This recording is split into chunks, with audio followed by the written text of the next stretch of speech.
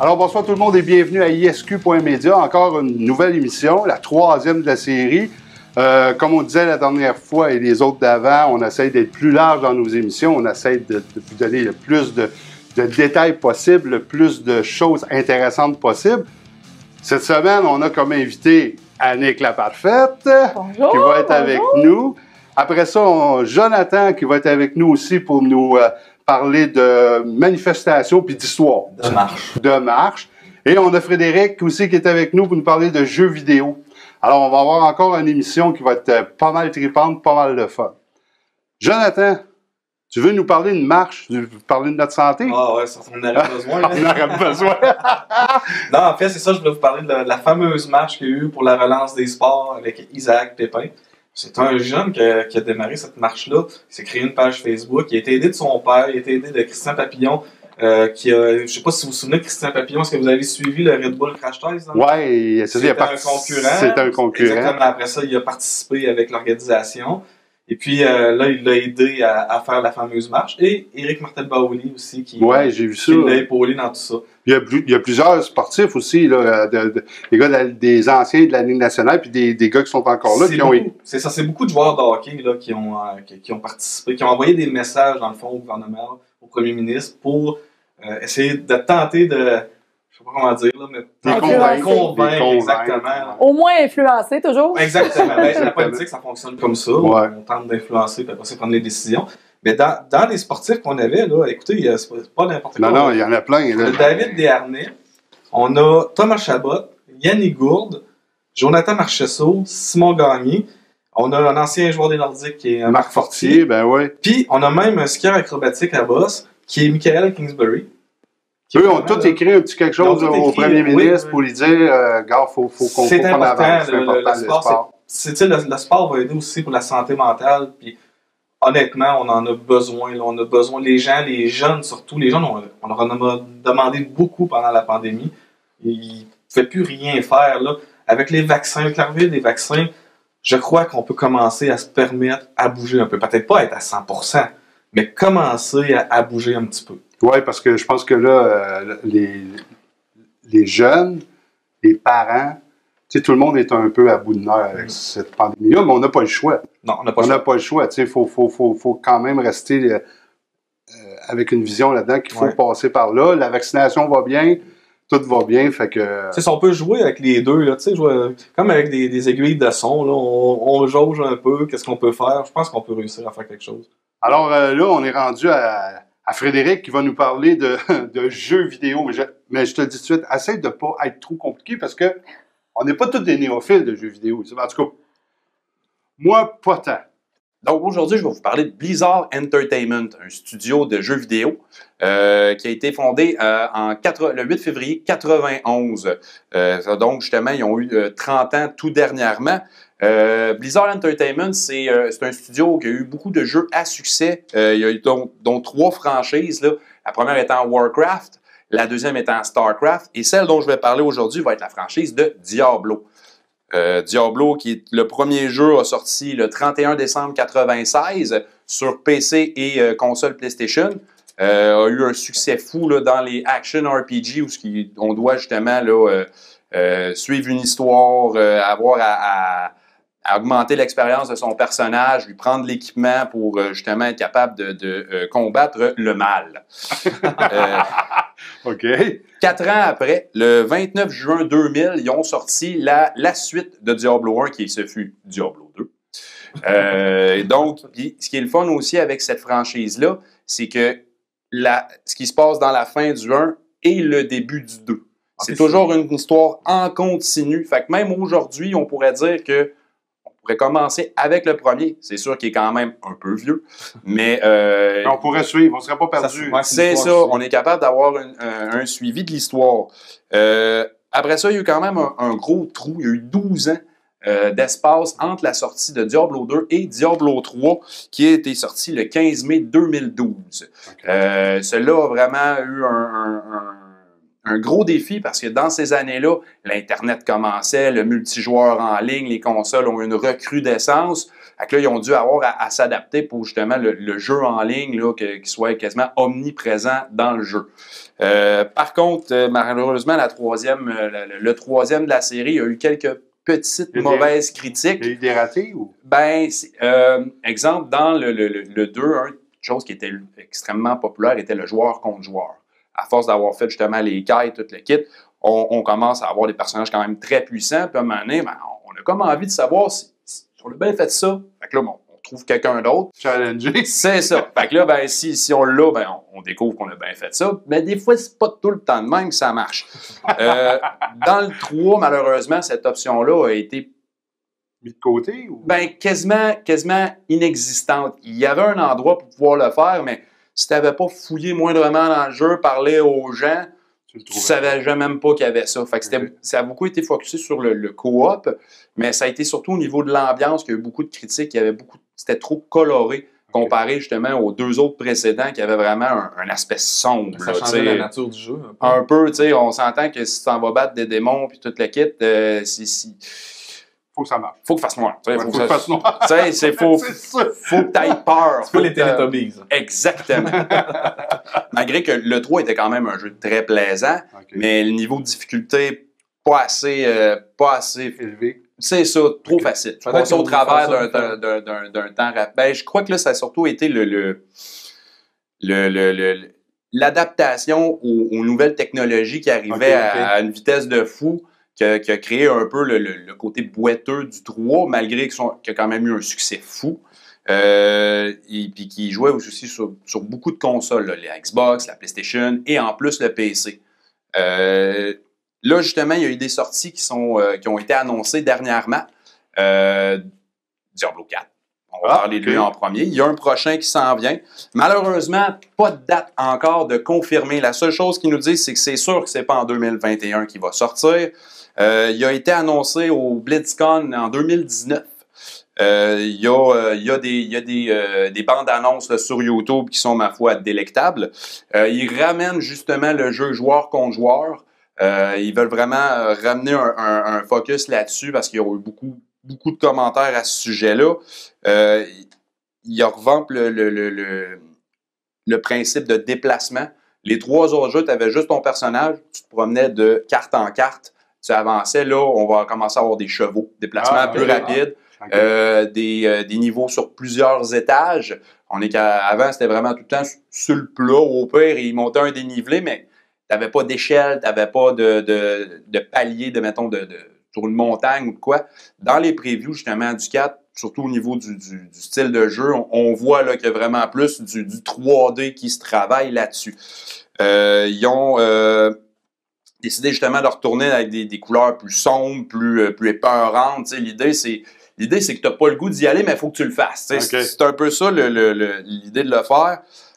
Le 4, à date, ce qu'on sait dessus, il va être 100% en ligne. On ne pourra pas jouer hors ligne avec. Tu vas être obligé d'être connecté à Internet parce que ce qu'on appelle un open world, le monde ouvert, il va être en constante évolution. Toutes les personnes qui vont aller dedans, selon ce qu'ils vont faire, les interactions qu'ils vont avoir avec les quêtes, les autres personnages, vont modeler au fil du temps ce qui va se passer dans le monde ouvert. Fait on peut jouer, avoir une pause d'un mois, on revient carrément plein de nouvelles choses qui sont arrivées dues à ça. Ils ont l'air de s'être inspirés un peu sur Destiny, justement un jeu qui est entièrement en ligne, avec ça c'est un peu plus interplanétaire. À un moment donné, il y a des planètes qui ont carrément disparu. Ça s'est fait à un moment bien précis, une journée. Si tu étais en ligne pendant que ça se passait, tu voyais les planètes carrément disparaître, se faire décimer. Tu as l'impression d'avoir vraiment une interaction avec l'histoire du jeu, qui est, selon moi, c'est vraiment le fun comme sensation. Tu as vraiment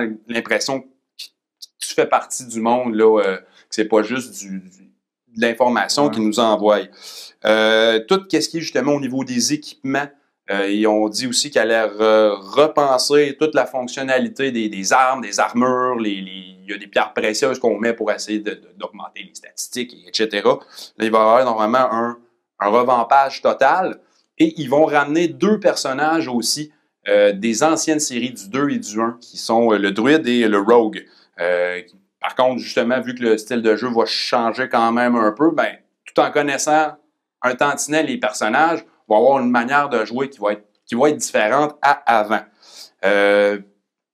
Puis pour le reste, ben, pour l'instant, c'est surtout de la spéculation. Puis là, ben, sachant justement que les gens commencent déjà un peu à se plaindre de la date de sortie. On a vu ça avec Cyberpunk, on a vu ça avec d'autres jeux aussi qui, à un moment donné, les gens s'impatientent, qui ont décidé de sortir un petit cadeau en 2021 pour justement sustenter les fans finis de Diablo, qui va être Diablo 2 Resurrected. Grosso modo, ils ont repris le 2 au graphique d'aujourd'hui. Donc, graphique totalement refait, accessible au 4K. Mais pour ce qui est du reste, là, ça reste le bon vieux Diablo 2, la manière de jouer, les histoires, toutes vont rester les mêmes. On va être capable d'avoir un accès toute console et PC. Okay. Là, on n'a plus de discrimination à dire, bon, ben moi, je joue avec une PlayStation, toi, tu as une Xbox, on n'est pas capable de jouer ensemble, c'est fini cette époque-là. Okay. Que tu aies un PC, une PlayStation, un Xbox, une Nintendo Switch, tu vas être capable de jouer avec tes amis. Ça fonctionne, tu es capable de jouer avec tes amis, puis ils veulent même l'amener à un stade de plus, vu que le compte va vraiment être dans les serveurs du jeu. Je suis chez nous, je joue sur ma PlayStation, un jour, mon ami m'invite et je vais chez eux. Et lui, il a une Xbox. Je vais être capable d'aller chercher mon personnage sur sa console et pouvoir jouer avec lui. Ça, c'était souvent dans ces genres de jeux-là. Ça venait des divisions. Là, ils ont essayé d'éliminer ça puis de faire que du moment que quelqu'un a Diablo 2 est capable d'y jouer, il parle même d'être capable de dire que ceux qui avaient leur sauvegarde de là, ça fait 20 ans qu'il est sorti le jeu. Si la personne a encore son PC avec la vieille sauvegarde, va être capable d'utiliser cette sauvegarde-là dans le nouveau. Donc, les personnages qui ont passé des mois et des mois à augmenter les niveaux, à prendre des équipements, ben c'est pas perdu. Ils vont pouvoir le récupérer. Donc, puis ça, on peut voir ça sur le diablo2.blizzard.com. Hey, Fred, wow! En tout cas, si on ne sait pas comment marche le jeu, hein, on ne le saura jamais. Merci beaucoup de toutes ces explications-là. On a un invité aujourd'hui. On a un invité. Il m'avait quasiment donné le goût de jouer aux jeux vidéo, ben les là, gars. Hey, quasiment. Hein? Regarde, on va en parler. Mais je vous présente Annick, la Bonjour. Parfaite. Bonjour. Attention. Oh oui, pas n'importe laquelle Annick. Alors, La Annick, Parfaite. la Parfaite. Écoute, Annick, toi, t'es un coach en alimentation. Peux-tu dire ça de même? Écoute, j'ai de la misère à revêtir une étiquette.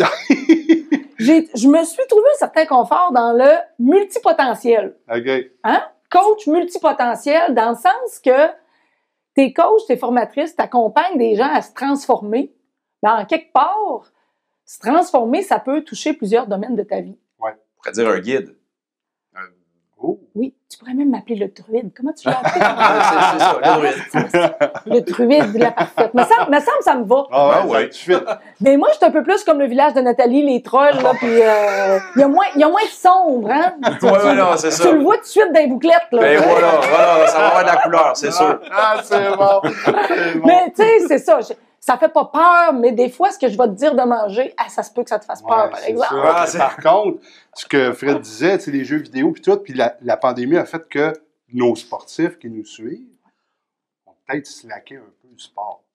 Tout à fait. Et puis là, ben, veut pas, il y a plein de choses qui rentrent en ligne de compte. Hein, puis tantôt, tu l'as dit en faisant allusion à la marche, de dire, hey, ça va être le temps qu'on se remette à bouger. Ouais. Écoute, on se voit pas de cachette, là, tout le monde a été confiné avec son frigo. Oui. Fait que des coachs, là, qui peuvent t'accompagner à te redonner un petit coup de pied à bonne place. Moi, les coups de pied sont en spécial de ce temps-ci. OK, c'est 2 pour 1. 2 pour 1. Parce que la vérité, c'est qu'on a une relation avec la nourriture qui est particulière. Ouais. On est de bonne humeur, on mange. On est en colère, on mange. On est frustré, on mange. On veut fêter, on mange. Fait que d'avoir été confiné avec son frigo ou avec jeux vidéo frigo, tu sais, c'est comme ça vient ensemble, pareil. Ben oui. Et des fois, les sportifs qui ont dû ralentir se sont ramassés à avoir une fréquentation de célibataires avec le frigo. Oui, c'est ça. Alors moi, ce que je fais, c'est que j'accompagne les gens à transformer leur assiette de manière à impacter le mindset. Parce que tu le sais pas, mais ce que tu manges, là, ça impacte ton humeur. Ça impacte, parce qu'en fait, là, je sais pas si ça va vous déstabiliser ce que je vais vous dire. Ben, vas-y, on est capable d'en prendre. Oui, vous êtes capable, vous êtes fait fort. On est fait fort. Nous ne sommes qu'un grand véhicule à bactéries. Savez-vous ça? Ouais. Et là, on se retrouve à nourrir nos propres inconforts. On nourrit nos bactéries qui nous commandent par l'humeur, par les envies de sucre qu'on va avoir, ce qu'eux autres ils ont besoin pour se nourrir. Fait que des fois, on file grognon, on file pas bien, fatigue chronique, ballonnement, on se trouve moche. Ben qu'est-ce qu'on a envie? C'est remanger notre inconfort. Ouais, Bizarre, hein? Ouais, c'est ça qu'on Mais fait. tu sais, une grosse boîte de biscuits Oreo avec un litre de lait ou un Ça sac se mange de bien en hein? 5 crèmes, ça. Ça, quand t'es tentant de pas, là, hein? c'est bon d'avoir du soir dans le divan, là, tu sais. Oui. Je le sais, j'étais une bébête à sucre, allée jusqu'à temps que, bon, je vis toutes sortes d'affaires avec la naissance de mon fils Diaz, qui présentait des intolérances alimentaires. C'est vraiment... C'était le déclencheur, ça. Moi, là, ça a vraiment été le déclencheur qui a fait en sorte que j'ai réalisé l'impact que pouvaient avoir les aliments sur mon humeur, l'irritabilité. OK. C'est pas une étiquette, c'est pas un trait de caractère. Là. Non. Non. Moi, mon chum, quand je l'ai connu, il se traînait des barres-tentes dans les poches parce que quand j'avais faim, j'étais plus du monde. OK. Je sais pas si ça vous arrive, si vous connaissez du monde de C'est pas toi même. quand t'as faim? Tu sais, l'annonce, t'es pas toi quand t'as faim, mais ça sort d'une vraie fondation scientifique. C'est que l'irritabilité, c'est un symptôme. Donc, c'est l'impulsivité, le côté agressif, c'est à cause que tes bactéries ont faim. OK. Alors, ce qu'on a associé à l'hypoglycémie, mettons, tu sais, je suis pas un professionnel de la santé, mais je te fais des parallèles sur lesquels tu as déjà entendu parler. Quand on a faim, on a souvent la croyance qu'on n'est plus fonctionnel, on n'est plus du monde. Ben, en fait, c'est parce qu'en ce moment, ton corps se nourrit de sucre, de levure, de glucides. Mais quand tu transitionnes ton système d'énergie, quand tu t'entraînes à manger au fat fuel, donc tu transitionnes ça pour t'alimenter avec plus de gras, manger plus naturellement, plus de gras, réduire les sucres, c'est comme un message que tu envoies à ton corps de slacker sur l'insuline un peu, là, de dire, regarde, j'ai pas besoin d'autant d'insuline pour digérer ce que je mange. Je vais plutôt utiliser, attention, vous êtes bien assis, des corps cétoniques. Les corps cétoniques, ça, c'est une molécule à l'intérieur de nous qu'on est capable de fabriquer tout à fait naturellement. Plus tu manges naturel, des gras, plus ton corps va se réhabiliter à caler moins d'insuline lorsque vient le processus de digestion. Parce que quand on vient au monde, on est en cétogène. Oui, tout à fait. Quand on est là, on est là-dedans. On est dans ce mode-là. Tout à fait. L'humain naît en cétose. Donc, cet état où on a la circulation des bêta-hydroxybutyrate. Yeah. Hein, êtes-vous capable de le répéter? Bêta-hydroxybutyrate. Butyrate. Moi, j'essaye même pas. J'adore ça. Donc, le bébé naît en cétose. Jusqu'à temps, on est comme hybride, comme une voiture hybride. Tu peux carburer, dire s'il y a trop de glucides qui rentrent, tu colles l'insuline. Mais si tu t'allaites avec le lait de ta mère, donc les gras, ça va vraiment être le glucagon, l'hormone du glucagon qui va produire ces molécules. Je ne veux pas rentrer trop en détail, mais bref, on est hybride jusqu'à temps de commencer à manger du pablum. Oh. C'est culturel, là, notre histoire de manger beaucoup de glucides. Puis là, après ça décolle plus, là, parce que, tu sais, d'ici, mettons, les 20 dernières années, là, des glucides, là, pain, pâte, patate, là, pas juste d'un biscuit puis d'un gâterie. Non, là. non, il y en a partout. Il y en a partout. Parce qu'on parle pas juste de sucre, on parle pas juste de friandises, on parle pas de bonbons. Ce qui vient vraiment faire notre système d'énergie au grand complet, c'est comment est-ce qu'on va remplir notre assiette de carburant efficace. Vraiment, la littérature prend une toute autre tangente parce que depuis les 70 dernières années, on nous a tellement répété que les gras étaient mauvais. Pour la santé. Et pourtant, là, ça aura pris 70 ans. C'est toute une gang de nous autres pour l'expérimenter. Hein? Ben, c'est ça que ça fait. Ça prend une génération puis un autre pour découvrir que finalement, ouais, ben, on était pas très... Dans le champ. Ouais. Hein, je l'aurais pas dit de même, mais merci beaucoup. Ça peut pas être plus direct que ça. Mais là, on est en train de se recalibrer. On est en train de se réaligner. Tu sais, si tu regardes, là, tu sais, si on recule loin, là, dans les années 1800, tu sais, début du siècle, le monde en mangeait du gras, là. C'était du gras solide, mais il était tout gros de même. Oui. Ben, puis, il était tout top shape. C'est tellement multifacteur parce que l'humain a survécu. Je vais vous ramener là, vraiment là, à le chasseur, pêcheur, cueilleur, là, à l'origine. Là. Ah ouais, l'homme des cavernes. On peut revenir à l'homme des cavernes. Ouais, on fait une histoire courte, on repart de là, OK? L'homme des cavernes, là, quand ça faisait un bout qu'il n'avait pas mangé, là, il s'en allait pas au rayon des surgelés pour aller se pogner du bacon. Non. OK? On comprend que avec son javelot, Il fallait qu'il parte à la course pour chasser un mammouth. Il chassait le mammouth parce que c'était l'animal le plus grand, puis il savait que ça pouvait lui permettre de durer pendant un certain temps. Mais en fait, ça s'avère que c'était la bonne façon d'avoir une énergie qui était efficace sur la durée. Quand tu manges bien des glucides, là, pas compliqué, qu'est-ce que tu as envie de faire après d'avoir mangé un gros plat de spag avec du pain puis du fromage? Un beau dodo. Un beau dodo. Un beau... Fait que tu te lèves les habitudes avec toutes les alimentations, l'aliment transformé, si tu regardes ça, avec la croyance qui a commencé il y a 70 ans comme de quoi que le gras était pas bon. Quand tu enlèves le gras, ça goûte le carton. Fait que là, on a relevé les sucres. Parce qu'en fait, la cuisine gastronomique, c'est du gras. C'est une bouffe qui est savoureuse. Tu regardes des sauces, là, c'est pas des sauces qui sont gras. Alors, si tu retires le gras, il faut que tu augmentes les sucres parce que sinon... Fait que l'industrie des produits transformés a fait en sorte que là, maintenant, on est rendu comme à l'autre extrême. Là. Il doit y avoir un juste milieu. Alors, en ce moment, ce que la littérature nous dit, c'est que de se nourrir plus naturellement, avec des bons gras, huile d'olive, huile de coco, même le gras animal, un animal qui a été élevé selon des bonnes normes, mais c'est un gras qui est intéressant. Et au lieu de commencer tes journées, exemple, jus d'orange, granola, 2 toasts au beurre de pinot, une banane, tu sais, t'es dans le sucre. Mais qu'est-ce qui se passe? C'est que 2 heures après, t'as encore faim. Parce que aussitôt que t'as un pic d'insuline, boum! Après ça, t'as envie de dormir. Là, tu dis, je vais aller me recrinquer un petit peu. Je passe au Tim Hortons. Bonjour, on salue Tim, en passant. Je me pogne un bagel, un café pour me stimuler. Après ça, c'est l'heure du dîner. Hey, je vais faire un effort, je vais manger santé. Tu te pognes un 12 pouces de pain brun, encore un produit céréalier. Donc, tu as un pic d'insuline. Qu'est-ce que tu as envie de faire à 2 heures après l'avoir mangé au bureau? Fait que honnêtement, c'est quoi? Tu te ramasses dans Red Bull? Non. Là, les gens sont vraiment en train de se rendre compte, et c'est vraiment une forte tendance, qu'on va réaligner. Je te dis pas de devenir strict du jour au lendemain. Puis quand j'accompagne des gens à transformer leur assiette, je dis juste comment tu peux mettre un peu plus de jugement dans ton assiette en gardant le plaisir au menu. Ouais. Et comment on pourrait réentraîner notre corps à produire des... Êtes-vous capable? Des ça, là? Des ça, là? Des trucs à gras, là. Des quoi? Des bêta? Ah, ça! C'est ça! J'ai essayé.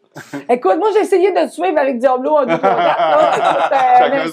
Chacun son tour. Des corps cétoniques, les garçons. Des corps cétoniques. Parce que plus ton corps produit cette molécule, bien, ça va optimiser non seulement physiquement, mais ton cœur puis tous tes systèmes, incluant tes neurotransmetteurs. Moi, c'est ça qui m'allume, c'est de voir comment nos performances intellectuelles sont optimisées, les troubles de l'humeur, tout ce qui peut être performance de santé mentale. Puis après ça, tout d'un coup, tu as le goût de plus bouger. Là, tu vas avoir le goût d'aller faire du sport. Oui, puis c'est faisable, changer son assiette. C'est faisable. C'est faisable, je vous le dis. Moi qui étais un mangeur de spaghettis puis de trucs comme ça, de pain, j'ai tout changé ça. Puis il y a des alternatives vraiment intéressantes qui nous amènent à justement manger mieux puis être plus en forme puis être plus en santé. Puis tu sais, c'est faisable, mais en même temps, il ne faut pas se mentir, c'est une discipline, c'est une rigueur parce que il y a beaucoup de produits qui sont accessibles de l'industrie des produits transformés qui sont intéressants en 2021. Fait que là, l'idée, c'est pas de faire un moine avec vous autres. Là. Tu sais, je m'en vais pas là. Il y a du travail à faire. Sauf que j'ai développé dans l'accompagnement que je fais avec des gens qui veulent transformer leur assiette pour obtenir des meilleures performances. Tu sais, si t'es à bout d'être fatigué tout le temps, d'avoir des sautes d'humeur, de t'endormir dans le milieu de l'après-midi, ben moi, j'ai intégré dans ma pratique des outils. Puis juste, j'en ai apporté des cadeaux pour vous autres que vous puissiez goûter, les garçons. Ça, là, c'est des ketones, donc des corps cétoniques, comme ton corps pourrait produire, mais qui ont été fermentés en laboratoire, puis ça goûte le jus de fruits, là, ça goûte le popsicle. OK, vous choisirez. C'est parfait pour moi. Oui, c'est vraiment, ça goûte vraiment le jus de fruits. Là. Oui, puis ça a été adapté justement pour rendre cette éducation-là plus accessible, pour que tu commences à quelque part. Tu sais, est-ce que c'est la poule ou l'œuf? Est-ce que c'est l'œuf ou la poule qui est venu en premier? On ne saura jamais. Si je te demande du jour au lendemain de transformer ton assiette, ça se peut que tu me dises, sais-tu quoi, Annick, pas tant que ça, j'aime autant m'endormir un peu l'après-midi. Puis, mais en même temps, si tu remplaces ton grignotage l'après-midi par un kétone exogène, ce que tu viens faire, c'est que tu rehausses le nombre de molécules en circulation Alors, tout d'un coup, tu te mets à utiliser tes gras, ceux que tu manges et ceux qui sont stockés pour produire plus d'énergie. Ouais. Et ainsi de suite. C'est drôle. Après 10 jours, tu as le goût de faire plus d'efforts dans ton assiette parce que tu as moins de rage de sucre, moins de ballonnement. Alors, qu'est-ce qui vaut mieux? Se dire qu'on va être des puristes puis commencer absolument à modifier notre assiette ou se dire j'intègre un outil au début. Je vais tranquillement. Je vais tranquillement. On s'adapte. C'est ça. Puis c'est pour ça que les gens que j'accompagne, là, je lance ce défi-là tout le temps. C'est un défi 10 jours. Donc, tu embarques avec moi dans l'accompagnement. Pendant 10 jours, je te fais boire 2 sachets par jour. Tu modifies ton assiette comme bon te semble, selon les enseignements que je te donne.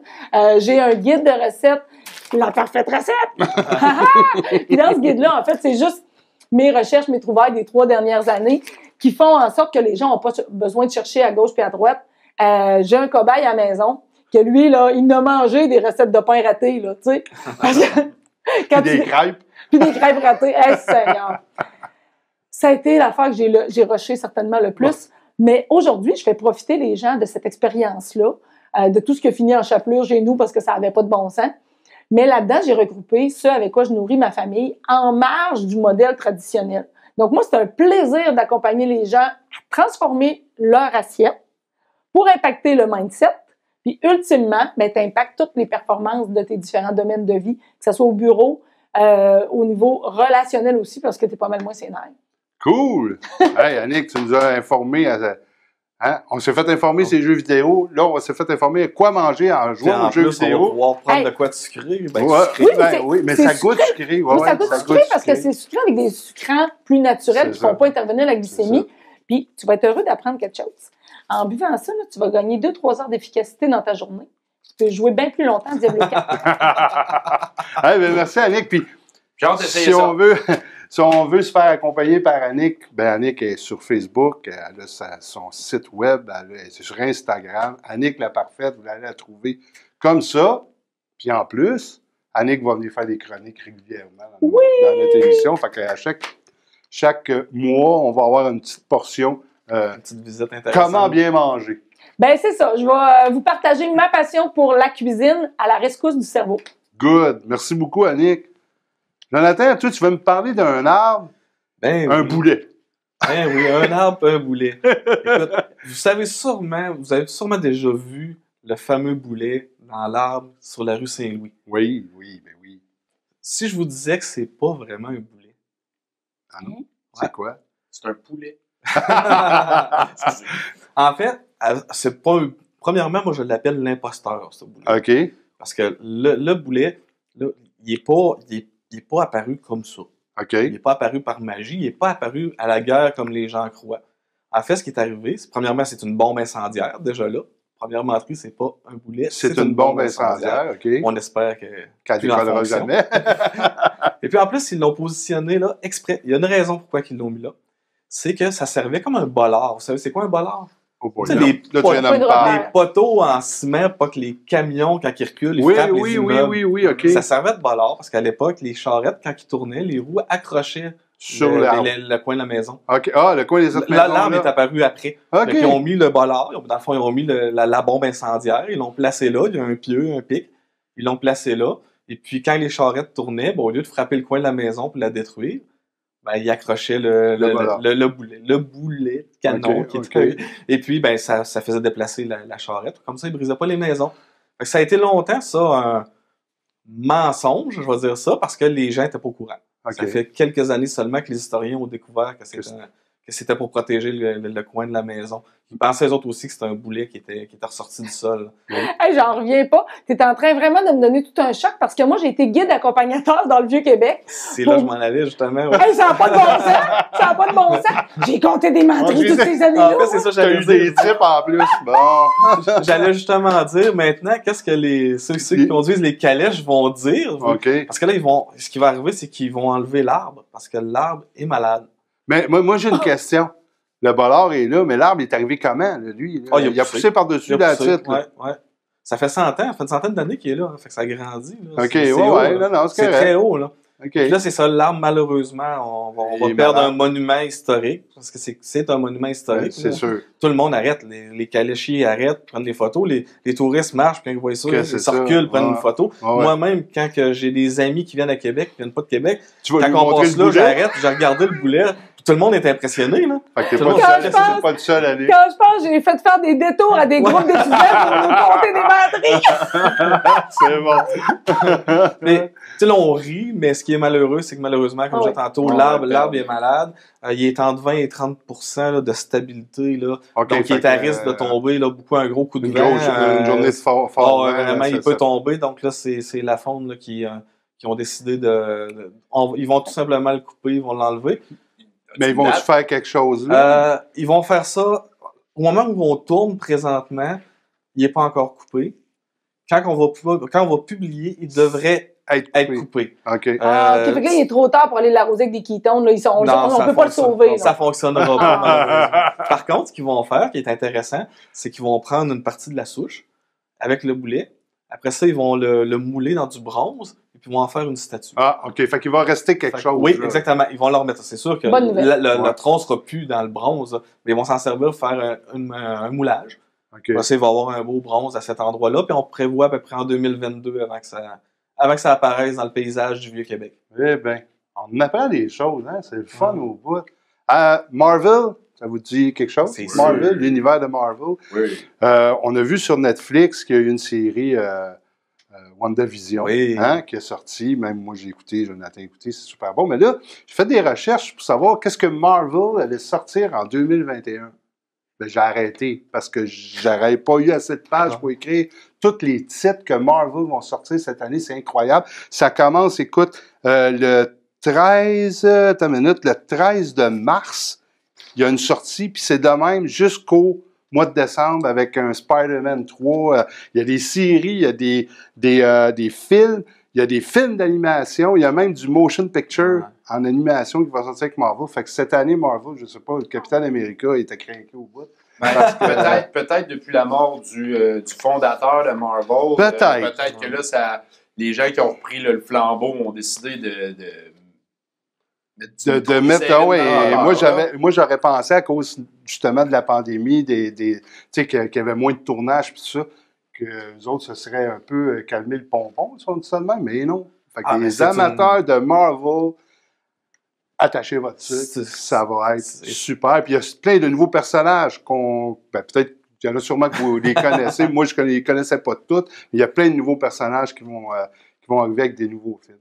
Fait que c'était le tour du petit côté culturel d'aujourd'hui. J'espère que vous avez apprécié l'émission.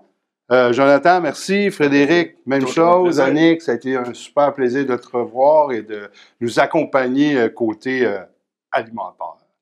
Ça me fait super plaisir. Puis, encore une fois, je le sais que j'ai été un peu étourdissante. Là. C'est pleinement mon genre. Vous réécouterez la capsule 2 fois si jamais vous ne l'avez pas suivi. Au ralenti. Au ralenti. Et je vais revenir, bien sûr, approfondir les différents sujets. Merci beaucoup tout le monde. Puis on vous dit à la semaine prochaine. Bye bye.